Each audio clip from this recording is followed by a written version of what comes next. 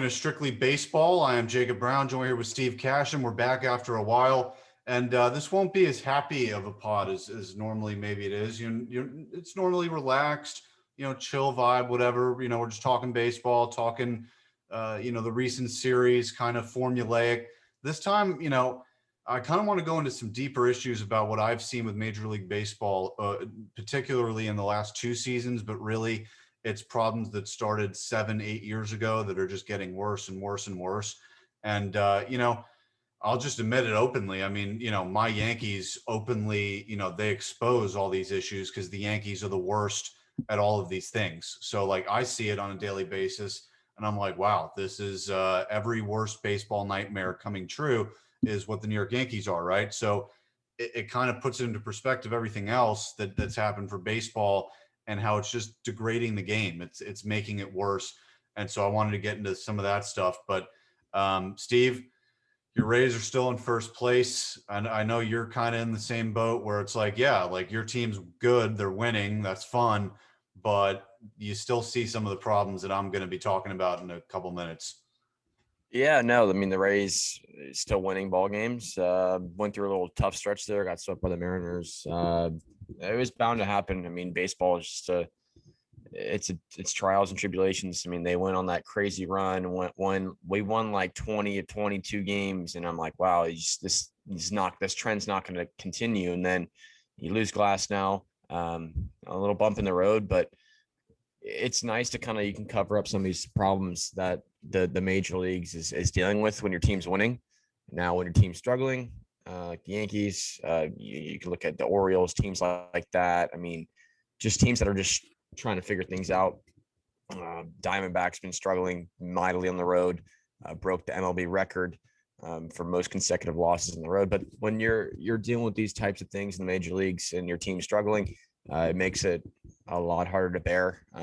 When your team wins, you can kind of brush it to the side. All right, it's not the end of the world. But yeah, it is what it is. I think the biggest thing that I've seen is the spin rate, the doctoring of the baseballs, the sticky substance, controversial type of issue.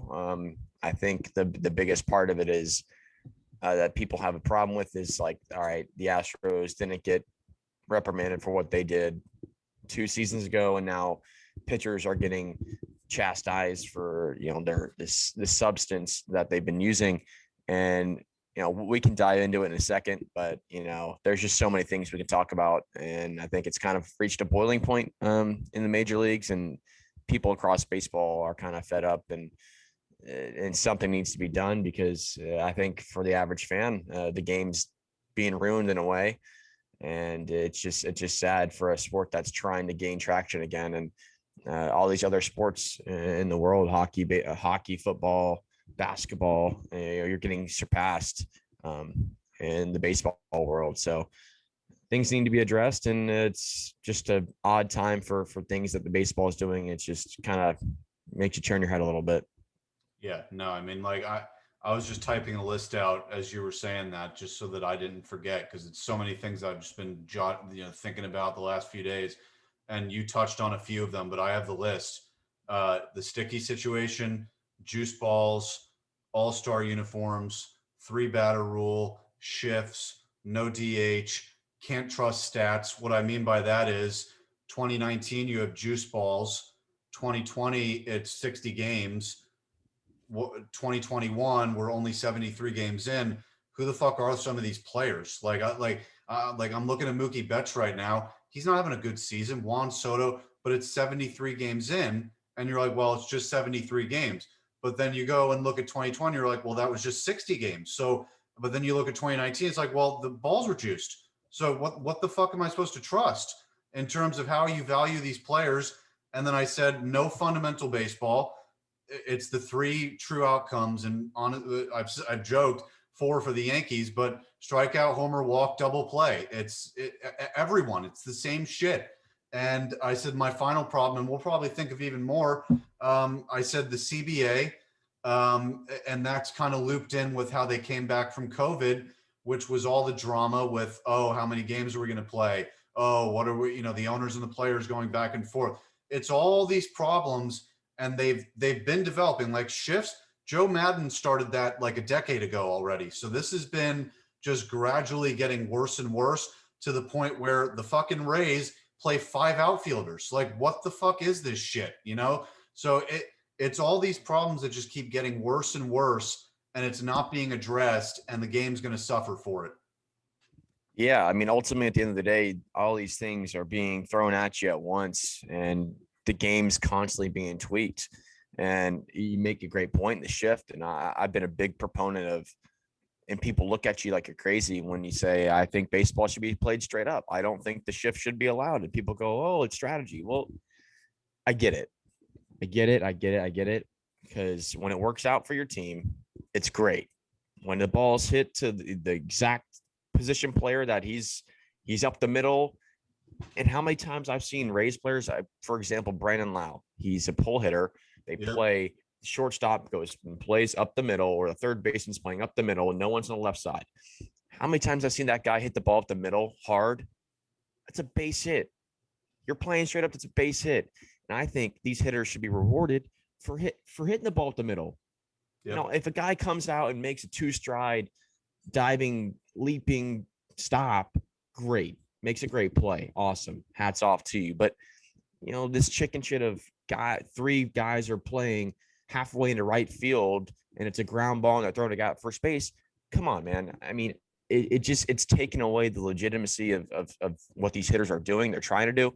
It's hard enough to hit a baseball coming at 1,000,000 miles an hour. The ball spinning. You're trying to pick up. I mean, these are world-class pitchers, and you're trying to hit the ball at the middle and find holes in the field. And now you have the shift that's really kind of taken away what these hitters are trying to do. And I think you're not getting rewarded half the time. And that's why I believe averages are down. Yep. I believe averages are down because partially because of the shift. And there's many things that contribute towards it too. I think I was reading a great article on the spin rate of the doctored baseballs. We'll get into that in a second. But I really think if the main goal, the point I'm trying to make here is baseball's got to come together as a unit.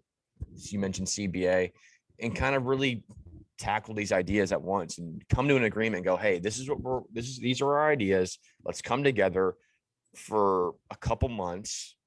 You know, I know they do winter meetings, but let's all talk about it. I mean, there's so many disagreements on both sides. One side wants it one way, one side wants it the other way, especially with the spin rate in the baseballs right now. You have pitchers coming out and saying, this isn't right. This isn't right. And then you have hitters coming, oh, this need to be done. So that's the big stigma in baseball right now is there's not one conclusion. We can't reach one agreement. And I think that's going to have to be addressed in this offseason because there's a lot of problems that need to be fixed and just come together as one and go, hey, this is what we're going to do moving forward. And that's it. Make the adjustments. Let's go. So I'm with you. It's frustrating. I haven't watched a ton of baseball as of late because hockey's going on, but even when I watch baseball, it's hard to watch. I mean, I'm seeing pitchers get checked 4 or 5 times in a game, and I'm like, really? You checked him twice, and he doesn't have anything. You think he's going to magically put it on in the 5th inning? I mean, I think we got to get real as a league and be like, this is bullshit, and this is making us look weak, and it's a joke. No, it totally is. I mean, literally everything in the game has to be questioned because we don't know the validity. We don't know. There's always the if factor to everything that happens in baseball. The 2017 World Series champion is invalid. The 2018 champion is invalid. The 2019 champion is invalid. 2020, oh, it's 60 games. Are they legit? What the fuck are we doing here? Like, I mean, listen, Red Sox fans, you can come at me and be like, oh, we didn't really cheat that bad in 2018. Shut up, okay? Just stop. No one knows. No one knows the truth. Right. Like you said, the validity of it, all these things that are coming out, it's one thing someone says this, and then all of a sudden you see a report, oh, this comes up out of nowhere. The Astros thing, all the cheating, the Cora, the Hinches of the world, they have come into play. And now you're questioning, like you said, every part of baseball. What's the truth and what's not? Yep. And the sticky substance, who's been using that? Who hasn't been using it? We don't know. I mean, there's a stigma of cheating in baseball. It's been around forever. And I'm not going to complain about it because I guess, guys got away with it and whatever, but we don't know what to trust and what not to trust in the game right now because there's so many different directions that guys are going and cheating, sign stealing, using different substances. It's just crazy. And I think I commend Major League to a certain degree for doing what they're doing with the pitchers and starting to make a straight line of this is how we're going to go moving forward. But then it contradicts what you did with the Astros. So, Right. you get what I'm saying? And Yeah. it's kind of like, what can we really take away from what the league's trying to do moving forward? Right. Like, why'd you give them immunity for 2019? There's fans out there that are just like, they won in 2019. That was legitimate. What about the fucking buzzer and Altuve not taking his jersey off? That was obvious. And I retweeted I think it was the Mississippi State player on the walk-off, took his shirt off, and the caption was, "Oh, so Altuve couldn't because it broke the rules." That literally, that's what Altuve said. Like, are you fucking kidding me? But listen, we can go through these one by one. And my first one on the list was Sticky's situation, which we touched on obviously a little bit so far. With the spider tack, and Trevor Bauer did it on an interview, and he stuck it on his hand in a baseball. For our YouTube listeners, I'm holding my hand up, and he put a baseball in his palm, and it just stuck there. And that's what people have been using. I'm a Yankee fan. I'm like, Garrett Cole just got fucking rocked in Boston. The 2 starts before that, strikeout totals were down. He still had good performances, but his strikeouts were down and his walks went up. Remember his streak with the walks? Oh, Garrett Cole and Corbin Burns set MLB records not walking anyone. Spider tack, all this shit comes out, and Garrett Cole won 2 walks a game. Still not bad. I mean, 2 walks a game is great, but the strikeout went down. And then Boston, he got embarrassed. I mean, first pitch of the game, Kike Hernandez gone. See ya. I mean, it was over from pitch 1. And he, and I'll go into a Garrett Cole rant later. Like, I can't do that now, but we don't know about anyone else and what any other pitcher's doing.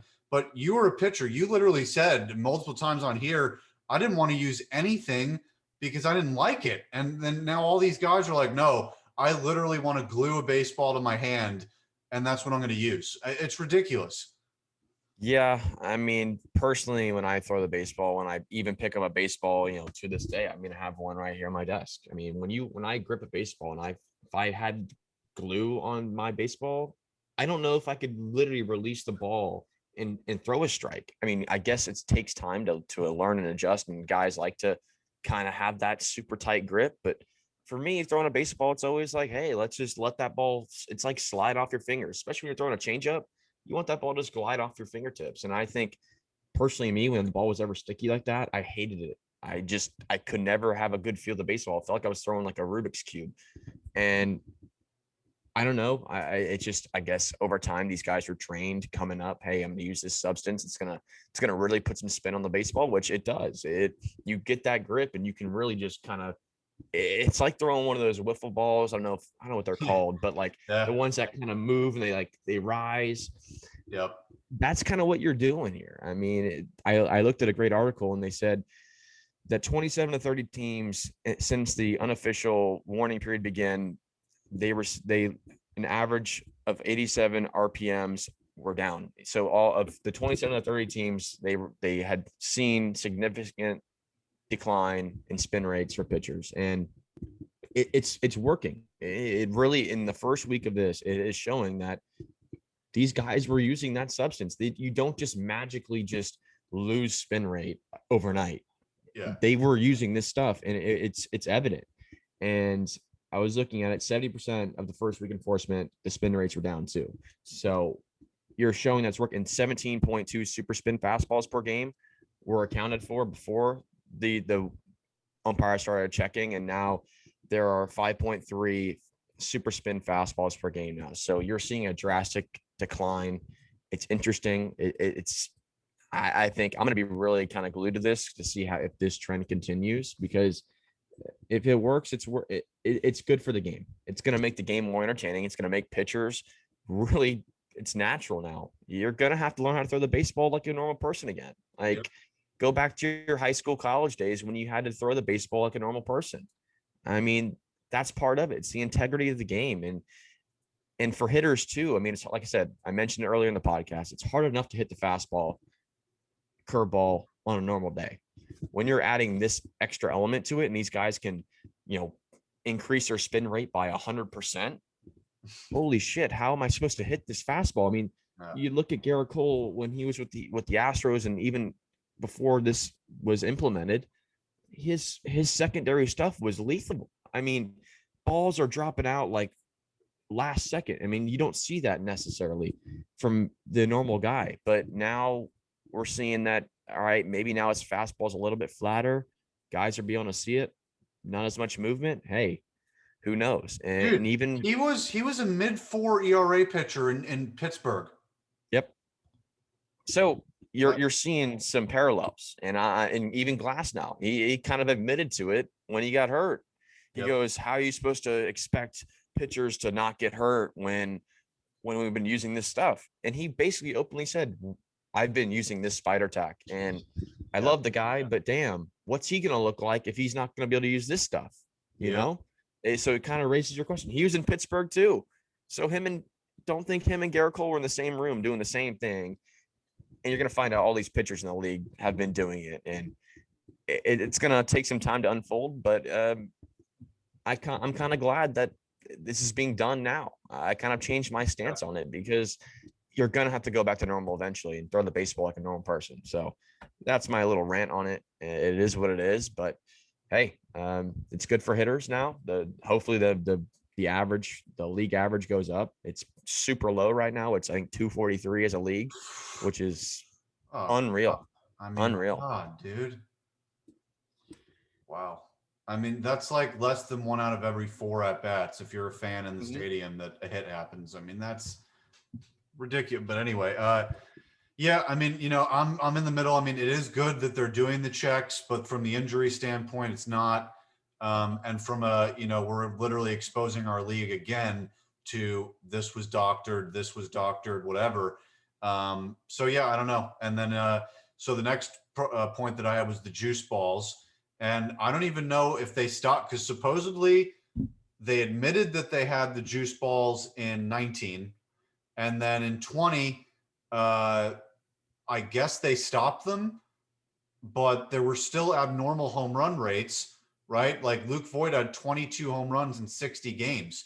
So, or whatever it was. So if he had 22 and 60, 120 games, if you double that, that's still, and that's with 40 games left, he'd have 40 something home runs. That doesn't happen. People don't hit 50, 60 home runs normally. Vlad Guerrero has 26 right now in June. Ohtani has 26 in June. Is this guy going to hit 50 and we're just going to be like, oh yeah, like 50 is normal? 50 used to be like, holy shit. Nobody used to hit 50 home run. The balls still have to be juice. I don't want to hear that they're not. But there's still some examples though where Gleyber Torres goes from hitting 37 and 19, 13 of them, by the way, against the worst team in baseball against the Orioles. Then he goes since then, I believe he's hit 6 total in 20 and this year combined. So are the juice balls out because his power's gone away, or is Gleyber just exposed because every time he swings, he's trying to hit a home run? I don't know. But again, it's that same point of we don't know. And the juice balls and the main point of it is, how do you judge these players? Do I go to Mookie Betts and say, well, hey, he had a really good shortened season. He was an MVP. His 19 was good. Like, it was really good. And then 21 this year is like, okay. Like, I think his OPS, if it's 800, it's barely above 800. I think his OPS is in the 700s. So that's not even above average. That's like, okay, like decent. I think he's hitting 260. So how are we even going to judge the Mookies? And then you have the Acuñas hitting like 350 with 50 home runs already. So I don't even know how to judge players anymore. Juice balls, no juice balls. I don't know what's going on. Yeah, because now you look at it too. The pitchers were talking about the juice balls. I think it was last year. Was it last year that they were talking about? Verlander was whining after his team cheated in the World Series. Yeah, that's who I was thinking of, and it's hard to grasp that. I think with the baseball, it's a little different. Because you still got to hit the damn thing. You can tighten the cork inside the baseball, and it makes the ball kind of have that little jump to it. But I think they kind of, I want to say they addressed that issue, but like I said, it goes back to what's baseball doing? We've seen for years now what they've been doing. It's they say one thing and then the other happens. Oh, we're going to discipline a team. They don't. We're going to make this better. They don't. You've seen that too with the CBA's agreements. I mean, oh, we're going to do universal DH. Back out of that last second. So they're a flip floppy league right now, and so as much as I want to believe, you can think the baseballs are juice. I mean, we just don't know. But I think right now you're seeing two generational talents in Ohtani and Vlad Jr. Those guys can just hit the shit out of the ball. Oh yeah. And Ohtani, I mean, the guy's bat speed is just him and Vlad. I was watching Ohtani this weekend against the Rays, and when he hits the ball, it sounds like a bomb's going off. Like my dad made that comment. He was like, you hit it, it's like bam, like you're like, holy shit. Like this guy, like when he swings, he's got so much just bottom side power, him and Vlad do. So the homers for me for them don't really surprise me. I just think it's kind of think it catches people by like you kind of raise your eyebrow. You're like, wow, that's for this point in the season, these guys are practically at 30 home runs. And we still got how many games left? We still have right around, I think, 80 something games 80 left. or 90 games. Yeah. Right around then. So they're on pace for 60 home runs. Yeah. They're on pace for, I mean, that's we haven't seen that in a while. I mean, Pete Alonso, I think had 50. Yeah. His rookie year. And that was a full 162 season. I think he had hit number 50. Like last game of the season. So yeah, these guys are well on their way. And like I said, I think there still is a problem. Maybe the baseballs are corked still, but I don't know. It's I hate trying to like bash on the league, but the last 4 years we've seen so many problems and nothing's being addressed or fixed as a whole. And then going back to what you said about the Mookie thing, he's batting 253 with the 842 OPS. And it's like, all right, these last few years, how do you view the statistical, bean counts of all these, the metrics of every player? You look at pitchers, like they've been using that substance. And now the balls were corked to 1 year and shortened season last year. And it's one of those things where like, how do we trust the stats going into this year? Like who's what? And I think it's going to take a couple. Like Yelich sucks. Like what happened to him? It's going to take, I really was thinking about this. It's going to take a couple of years for us to really kind of, you break down the numbers and go, all right, these are the true numbers. Cause you look at shortened season, Astros cheated 1 year, or stealing signs. So pitchers have been using this spider tack. And I keep beating it to death, but it's like all these things and all these advantages have been used on every angle of every side, and we don't know who's a natural player in baseball. And I think that the answer goes to, I think Mike Trout is the most natural player in baseball. That guy, no matter what's happened, he's still found a way to thrive. And you're going to see it. You're going to see guys at the top of the league that are going to consistently hit at a high level. Acuna still doing it. But a lot of these guys who has been using the advantages and who hasn't. I mean, especially look at the Astros. These guys have been batting 300 for 4 years. Why? They had a system going. So, yeah, you make a great point there. I mean, I think time will tell. That's the biggest thing, is time will really kind of settle the debate of who's been cheating, who hasn't, who's been using the advantages, and who hasn't. So, it is what it is. That's all I can say about it. And it's just like, you got from here on now, I think as a league, you just got to go, hey, address it and move on. And whatever has happened beforehand, it's unfortunate, but you got to move on. Yeah, no, exactly. And Juan Soto, another guy struggling, 842 OPS as well. Where did that go? 500 OBP last year, totally gone. But no, but you brought up Ohtani too, about the sound of the ball off his bat. Like, just to talk positively for a second, I mean, he's incredible. Like, I was talking to my dad last night. I'm like, if he keeps this up, he will go down as maybe the best player ever. I mean, to have an ERA of 2.5 and to be having 26 home runs on pace for 50, 60 homers, that this is like, if he keeps this up, dude, this is historic. Yeah, it's fun to watch. I mean, I was trying to go to the game on Saturday. Unfortunately, it was sold out. But I wanted to go see Ohtani play, and I mean, just watching that guy on television, I mean, it's fun. The guy hits a chopper short outfield and turns it into a double. I mean, the guy hustles. He has the talent, has the power, he can pitch. And I don't think we've seen a two-way player like this in a long, long time. I mean, he's pitching at a high level and he's hitting at a high level. I mean, I don't think people kind of quite understand what they're witnessing right now. It was like when Trout started, and then people go, we don't really kind of realize what's in our presence right now. And both those guys on the same team.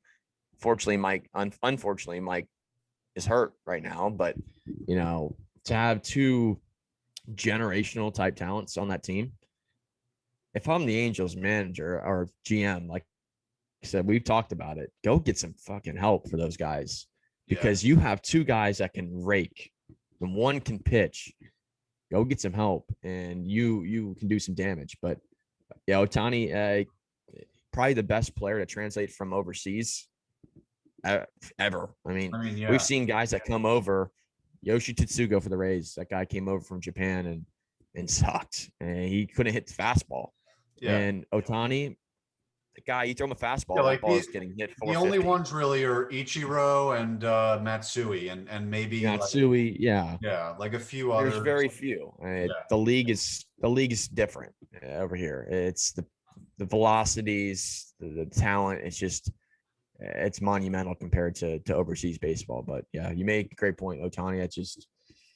It's world class, and he could be, you know, right up there with the greatest of all time. But he's still got a lot of time to prove that. But if he keeps it up, like you said, and we got a great one on our hands. No, for real. So back to the issue list.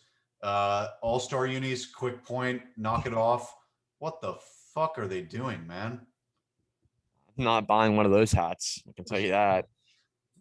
We did all the talk about moving all-star games, and they come up with that design. I'm not a fan. It's gonna look horrible. But yeah, that's another issue, by the way. Like, obviously we're not going to get into it, but baseball's been political. That turns a lot of people off too. Sorry. Yeah. But I mean, there was literally, like, I'll just say this. Georgia has stricter voting laws than Colorado. And they moved out of Georgia because of not expansive enough voter laws. So, I mean, like, I don't know what they're trying to do. If they were trying to make a point, they probably should have went to a state with stricter laws, not one with looser. Like, what point are you making? So anyway, the next point though is the 3-batter rule. Like, what is this now? Like, it takes away the manager's freedom from being able to take out his pitchers. Now, some people make the argument, okay, it's going to improve offense. Sure. Maybe, because, you know, if there's a pitcher in a jam, you can't just take him out and be precautionary. You've got to wait it out for the 3-batter. I get that. To me, it's pointless. Why have it in there? It's just, and they also did it because of pace of play. You know, how many pitching changes? I've talked about it with you. My dad brought it up a long time ago. He said, just eliminate entirely eliminate the warm-up pitches once the relief pitchers get to the mound, or B, cut it down by half. Because just that process of the pitcher coming out, throwing 12 more warm-up pitches on the mound after you already threw 20 or 30 in the bullpen, why do we have to wait? And think about that. If there's 8 pitching changes total in a game and all of those take 2 minutes, that's 15, 20 minutes off a game. So right there, if you're going from 3 hours to 2 hours 45, 2 hours 45, some hockey games go 2 hours 45 routinely. So that's a manageable time for the league, even going down 15 minutes. But I just don't see the point in the 3-batter rule. I personally like it. I think it adds kind of a strategy to the game. You know, you can't take a guy out after one batter. And I get there's matchups involved, and there's going to be disagreements on both sides either way. Some people like it, some people don't. You know, I think it speeds it up. Sometimes it's very hit or miss. It's been experimental. It's only been in place, I think, for what, a year now. Yeah. Yeah, it's been in place for a year, and I'd be curious to see what the numbers are. Has it sped up the game? What are the metrics? I'm not too sound with that, but from what I've watched, I think it works to an extent. Sometimes it can really bite you in the ass because when shit starts going south, you can't take your guy out, and it's like, oh, we're stuck now, and you're kind of taking that natural ability of the game where, hey, I'm gonna go pull my guy and go put another guy in. That's baseball. We've seen that for how long? So there's definitely arguments on both sides. I agree with you because sometimes you feel helpless. I mean, there was one game in the postseason last year where the Rays bring in Fairbanks and Astros are teeing off on them, and it's a 1-2 run ball game, and Yeah. still has two more batters and the bases are loaded, and you're just sitting there as a fan, you're helpless. You're like, this guy, this game's either going to be over or he's going to get out of it somehow by the sheer luck of God. I mean, so I do really kind of, as a pitcher, like, sometimes you feel helpless out there and you're like, come on, please come get me. And I do get it. And interesting, dynamic that you said, where you come in, all right, you've thrown 20 pitches in the bullpen, you're ready to go. You're in, let's go. You're up on the mound and go. But like you could say, I mean, some pitchers will be like, oh, well, I need my mound. I need to get used to the mound, the actual real mound. So yeah, fine, cut it down by half. Why do you need yeah. I mean, 12 more pitches? I think you can throw warm-up pitches wise, and when you're out there on the mound, I think you throw like 4 or 5. I mean, that's plenty enough. I think it's kind of a mental thing too. When you're in the bullpen, you're throwing on the side, and once you get out there and you're in the stands, and it's like mentally you're in a different environment, and yeah, guys have different landing spots, and you kind of have to get used to that. But I don't think you need a whole another 10, 12 pitches when you get out there to throw. So Right. there's little tweaks that the league can make, with the pitching changes and all of that. But I'd be curious to see what the feedback is in the league, pitchers, managers, and then if there needs to be a change, make a change. Yeah, like we need to see results. If you're going to implement this, say why you're doing it, and then not show us if it actually worked, then what's the point? So that, yeah, we got to find out. I'm just looking at the list here. We already talked about a few of these things. It's another thing, the unwritten rules. What is all this about? Like, we've got players fighting other players because of unwritten rules, and like it's like high school girl drama. Like, who cares, dude? Like, if you want to celebrate hitting a home run, I get it, man. Like, I even cringe sometimes, and I sit there, I'm like, okay, like, dude, you do not need to bat flip. You don't need to run around the bases like a 4-year-old. Like, you don't need to. But like, every other sport does it.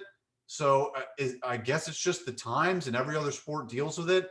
And I don't, and listen, like, you can have your personal preference and not do it yourself, but you don't need to go after people that aren't following your personal rules. I guess that's what I'm saying. Like, stop the bickering over it. It's so stupid. Yeah, we've seen managers get mad the last couple of years over their players. Yeah, La Russa.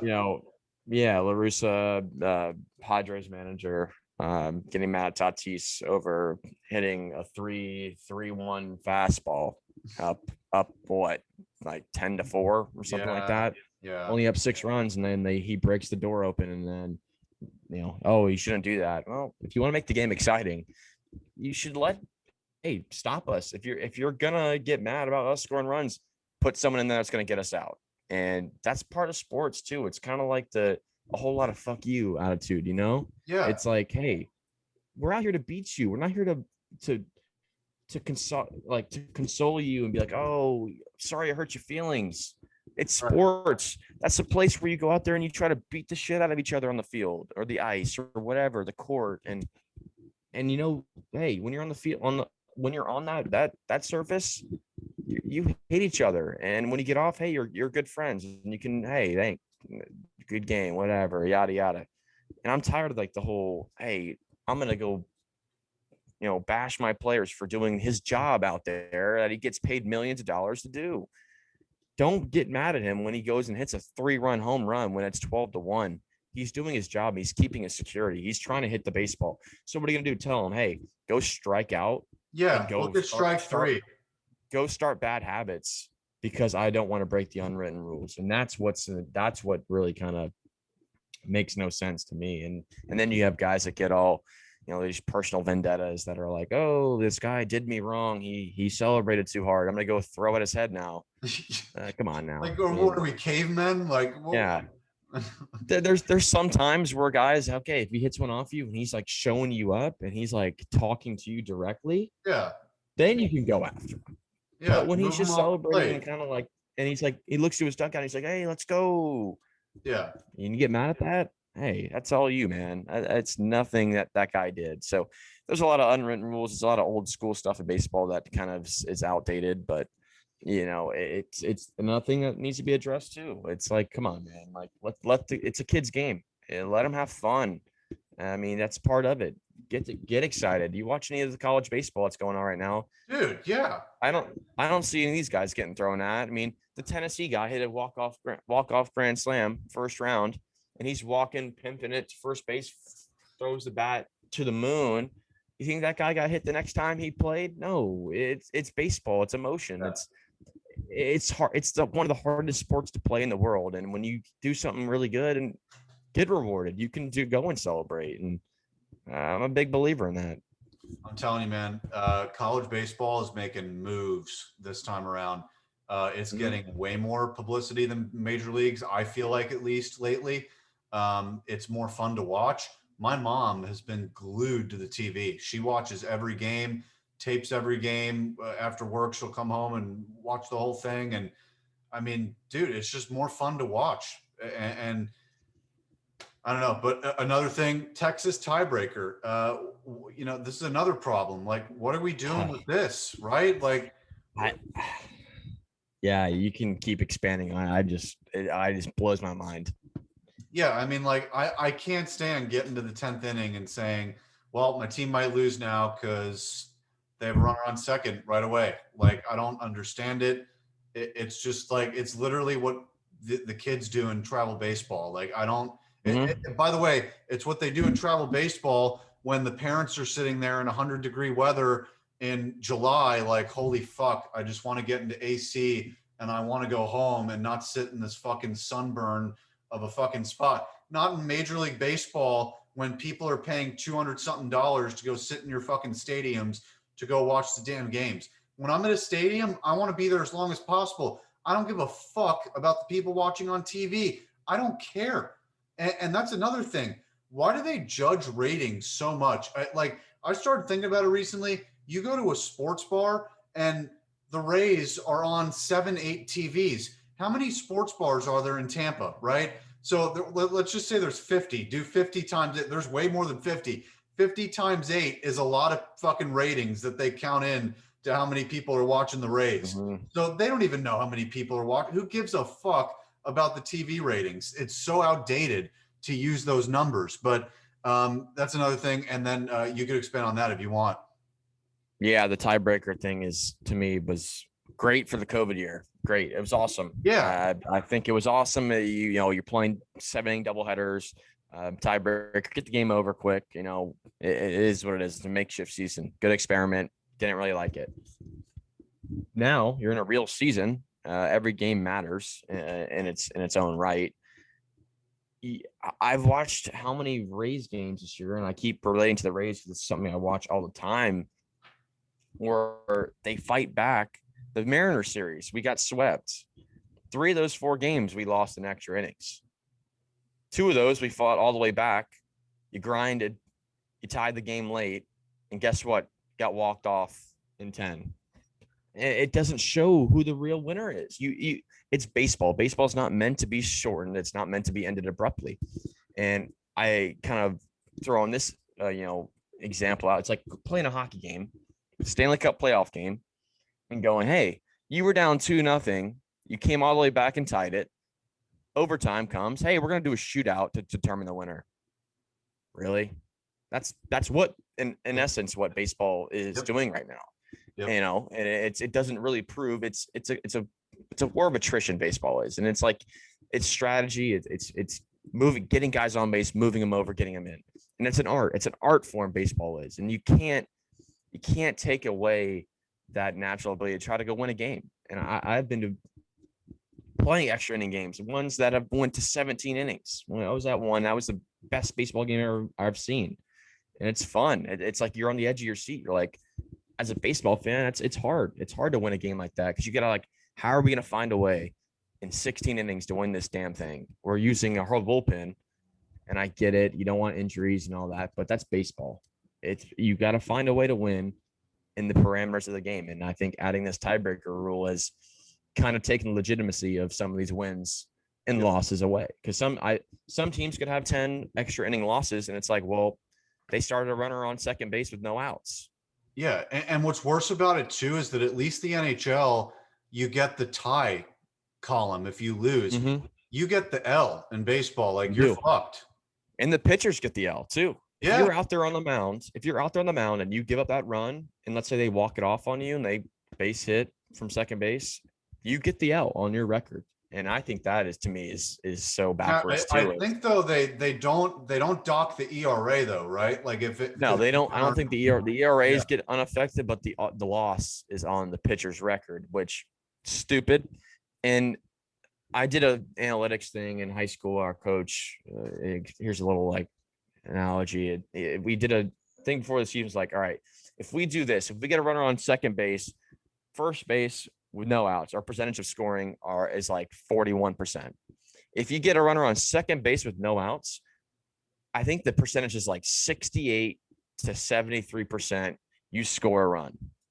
Now that's pretty high. And you look at Major League, this is high school numbers. I mean, you look at Major League Baseball, that number is probably even higher. I mean, these are high talented players, and you're putting a runner on second base with no outs. That's a pretty damn hard thing to do, to get 3 outs and not have that guy advance and score. Although we've seen it happen. That's another problem. The 3 true outcomes, what that does is some teams don't know how to get the runner in from second base with nobody out. The Yankees don't. Like nobody wants to move the runner to third, dude. Nobody wants to sack fly. That happens to the Rays too. I've seen it. We've lost a ton of games too, where it's like, hey, runner on second base, no outs. You're the first one up in the extras. How about you bunt the guy over, get him to third base? Now you need a fly ball. Now you have 2 chances to get him in. I think it's fundamental baseball, and I get the strategy. Oh, we gotta score as many runs as we can, but I don't know. To me, I'm old school. Get them over, get them in, and then go shut them down. If they score 1 run to tie it the next inning, so be it. Exactly. And then real quick, final few things on the thing I jotted down. Bad owners. We have literally the storyline from the Major League movies playing out with the Rays, where their owner is literally, I guess, was trying to throw the team's success, and the Rays in their face were like, fuck you, we're still going to win anyway. Literally the plot of the Major League movies playing out right now. You have the Pirates owner that's dog shit. You have the Rockies owner that's dog shit. That guy, supposedly, he owns a bank. I forget the Rockies owner. He owns a goddamn bank and won't give the payroll out. Same thing with the A's. Like, what are these guys fucking doing? Like, they have Major League franchises and they don't use them. Orioles too. Yeah, you have owners like the one that hits home is the Rays for me. It's you have a guy that's basically undermining what you're doing. The legitimacy of the organization is in question because you've had a talented enough team for how many years now, and you've made it to 2 World Series and you lost 2 talented teams, but you're not putting money in when you have the money to go build a championship team, and you're winning games without the money. That's the thing. That's the craziest part about the Rays organization is they're finding ways to win day in and day out, night in and night out, with one of the lowest payrolls in major leagues, and they're competing with the Red Sox, the Yankees, the Dodgers, all these teams. And then you look at other ones like the Orioles, the Rockies, you named them. They don't want to spend the money just because they just flat out are bad and they don't want to rebuild, and it's kind of taking the coward's way out a little bit. And well, look, you're doing an injustice for baseball too, because you're not competitive. And we mentioned the idea is there should be a hard limit on what you can't, like, you can't go under the limit. You have to spend this amount of money every year and get the players, or you're penalized. Look at the NHL. It's so competitive because teams spend the money and they get the players, and there's a cap. There's a cap limit. And the disparity between teams, it's like obviously you have your top end teams like the Lightning, the Bruins, and whatever. And then you have the bottom tier teams, but they compete hard every night. And they're around 500. They might not make the playoffs, but they play their ass off every night.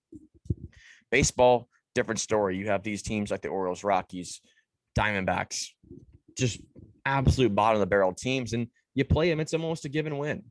I mean, obviously they're gonna win some games, but baseball. Hey, I've joked with you. The Diamondbacks have been paying my bills.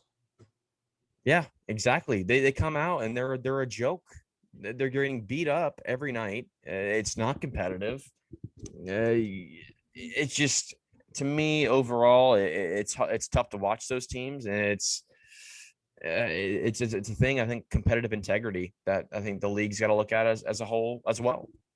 Yep. And then that goes into their stadium problem too, of how long does it take to figure out how to move Oakland and Tampa Bay?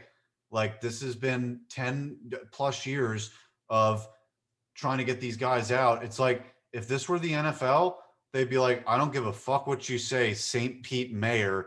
We're bulldozing Tropicana Field and moving them into the fucking city. Major League Baseball, they don't have balls, bro. Like, how do you not stand up to St. Pete and say, fuck you? We're in a terrible dome. We need to be on the other side of the bridge where most of our fans are. It's so ridiculous. And same thing in Oakland. They play in a stadium where the sewer leaks into their dugout once a year. It's like a yearly event. Like, they get shit in their fucking clubhouse.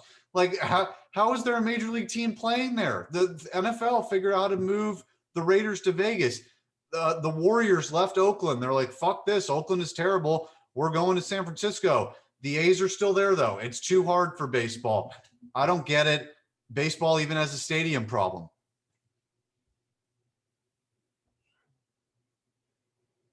Yeah. And I don't know if it's maybe the owners that have a little bit too much power. They have a bigger say in where they can and cannot go. But I think the league could step in and do it. And I think the league for a while has had opportunities to go in and be like, hey, you need to move these teams or we'll move them for you. And I don't know if there's a clause that protects these owners, these teams from doing that, and they have their own right, which I think that may be the case. But I think the league needs to go and say, hey, you need to move this Tampa Bay team to Tampa, or you better build a new stadium in St. Pete, and you better approve the deal, or we're going to take action legally and we're going to do it because it's the best interest for the image of the game and the image of your team and as a whole. Oakland, same thing. Hey, we're going to come in. You better figure out new plans and approve the plan because we know you have the money, or we're going to move it for you. And to see these two teams that night in and night out play hard and aren't rewarded with the stadium, it's ridiculous. I think it's crazy, and I think it needs to be adjusted and tackled because teams that win like this night in and night out and have talented enough rosters, they need to be playing in nice facilities. And these are major league ball players that are making a ton of money, but you got to reward them with nice stuff. I think it's just an injustice to these teams that, put a good product in the field, don't get the nice facilities, the nice stadiums, and the fans don't get rewarded of going to a place where, hey, I want to go hang out for 3 hours into a nice ass baseball stadium, not go to some dump in the cellar. Yep. And so that's just, and I've lived it my whole life. I've been to the Trop my whole life, and it's not a real stadium. I've been to Yankee Stadium, and it's like, wow, this is tradition. This is baseball. Like, holy shit. Like, this is where all these greats have played, and all these great moments, and you're outside and the fans, the culture there. It's like, it's crazy. And I think these fan bases deserve to have that kind of aura around their franchise. Yep. No, you're totally right. You're totally right. And finally, last thing I have is umps. Umpires are a fucking problem, dude. I mean, like, we can't even Angel Hernandez for some reason still has a job, even though the courts ruled against his plea that, oh, I was mistreated because of racism. No, it's because you have the worst strike ball percentage that are wrong in the fucking league by a lot. Um, are we going to do robot umps? Are we going to like? That's another thing. The replay system sucks too. Like, why are we in 2021 still dragging out a wired headset instead of them just wearing an earpiece the whole game and going, "Yep, hello, okay, yep, okay, we're good." And they got to bring out the whole wire and hook it up and plug it in and on the head. Like, so dumb, man. Like, again, there's so many things wrong, but the umpires are just another factor of it. Yeah, the strike. I think the biggest thing has been behind the plate. Balls and strikes. What's a ball and a strike anymore now?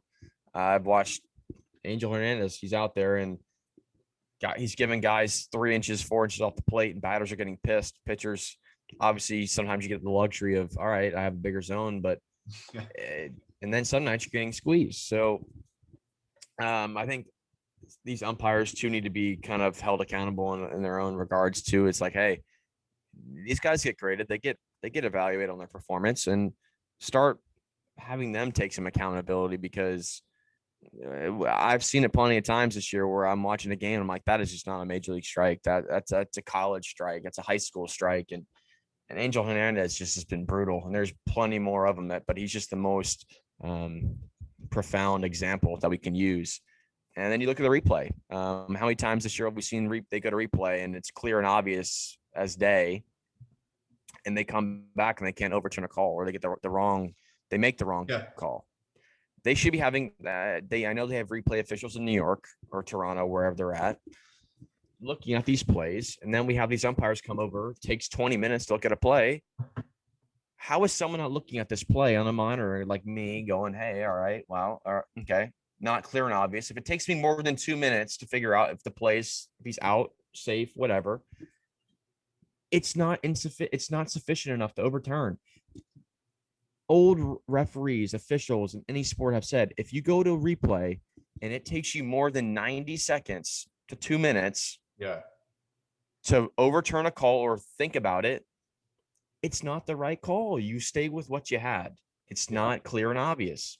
And it should be clear and obvious to us and to everyone that that's the groundwork to replay. So a lot of things. That's the biggest point. Yeah, it's like sitting at home and the TV goes replay and you're like, yep, no. And the umpires are still like, oh, what are you saying, New York? What are you guys saying? Did you look at the video yet? Did you get the Wi-Fi connected? Okay, what you have for lunch today? And we already know what the fuck happened. So it's another element to it. But before we end, I do want to do a standings update. We don't have to go into any individual teams this week. We'll do that next Monday and kind of go back to more of a routine pod where we go around the league. I'm not going to complain about the Yankees on this pod. I'm doing that on Strictly Yankees. I have an entire podcast for that. I've already been too pissed complaining about this shit to just double down on it and complain about the Yankees. But I did get so much shit on Twitter this morning for even by Mark, who co-hosts the pod with me, when I didn't even say that the Yankees should trade Judge. I just said they should be open to it. I said they should at least, like, because, dude, like, in reality, what the fuck has he even done? They've never won anything. His playoff stats suck. So what has the guy done? But anyway, I'll talk about that on the Yankee pod. But around the league, AL East, Boston leads the Rays by a game. So the Red Sox are 48-31, Rays 47-32. Rays without Glasnow, we'll see how much they can sustain. But Wander Franco, dude, such a freaking beat. Like, he's going to be so good. And then Toronto, third place. Yankees, fourth place, 7.5 out. And then, of course, Baltimore, AL Central. Basically, to me, I think the White Sox are up by 2 games. The Indians are 2 back. They're going to fall off. I don't see – I mean, maybe they do because they've got good pitching, but I don't see the Indians sticking around for playoff time. But I don't know. I mean, maybe – I'm looking around the league. It's so mediocre that maybe they do. But Twins are out of it. They're 33-43. They're done. What a shame. Royals are done. We thought they could be better. Just a massive fall off there. AL West, Houston leading by 1.5 games. They blew it against the fucking Orioles last night. Good job, guys. Oakland, 1.5 games back. They're 47-33. Everyone else, they're basically done. I mean, respect to the Mariners, 41-38, but they're not going to make the playoffs. We all know that. NL East, Braves, failure so far. They're 37-40. If they don't get it going soon, they're done. Nats are 500. They're going to fall off. I think the Mets, I mean, hey, the Braves might end up winning the division at a 500 record. So maybe they're not out of it because they're only 4.5 out. Mets aren't that good either. Nobody's hitting. DeGrom's the only good pitcher. Syndergaard, another setback. NL Central, Brewers lead by 4, but they can't hit.